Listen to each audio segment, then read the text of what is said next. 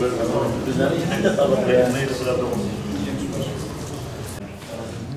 سبحانه وتعالى أن يسلك بنا مسالك العلماء العاملين. في قول النبي عليه الصلاة والسلام: فمن اتقى الشبهات فقد استبرأ لدينه وعرضه. قال هنا: اعلم أن الخروج من الخلاف مستحب. عندنا مصطلح اسمه فصل الوتر، ومصطلح آخر اسمه وصل الوتر بالإحرام، كأن يصلي الوتر ركعتين ويسلم، أنه يصل الركعة الأخيرة بما قبلها. الوتر 5 ركعات، صلى ركعتين وسلم. لو راعيت خلاف الإمام أبي حنيفة سيؤدي لمراعاة مذهب الحنفية، صح؟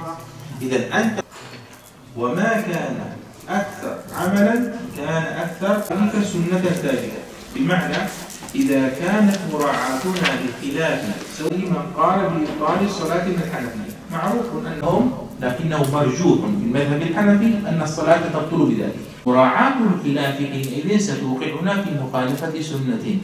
بسم الله الرحمن الرحيم. الحمد لله والصلاة والسلام على سيدنا رسول الله وعلى آله وأصحابه الطيبين الطاهرين، أما بعد، فقد شرفت بقدومي إلى هذه المدينة العريقة، مدينة ديار بكر.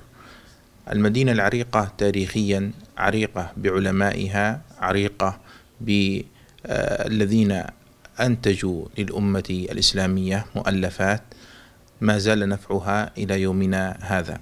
هذه المدينة مدينة علم ومدينة فقه، فالفقه منتشر في مساجدها وفي علمائها وفي أبنائها، ومؤلفاتهم شاهدة بذلك إلى يومنا هذا.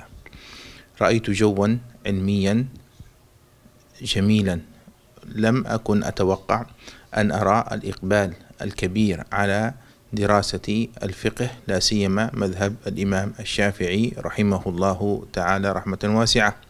حضر عدد كبير إلى درس الدورة وتفاعل مع الدورة بالأسئلة والاستفسارات والإشكالات، والحمد لله عز وجل. هذا كله فضل من الله سبحانه وتعالى، وإني لأرجو أن هذا الخير والعلم الذي كان ولا يزال في هذه المدينة أن يبقى مستمرا، وأن ترعاه الأيدي الطيبة حتى ينمو وينتفع الناس في هذه البلاد بوجود العلماء الراسخين في العلم، وبوجود هؤلاء الطلبة والأئمة والوعاظ الذين يحملون أنوار الوحي حتى يسلكوا بالناس إلى الصراط المستقيم.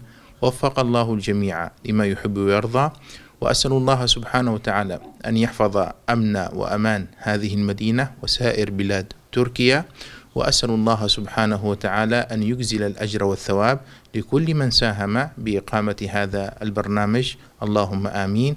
وأصلي وأسلم على سيدنا محمد وعلى آله وصحبه أجمعين، والحمد لله رب العالمين.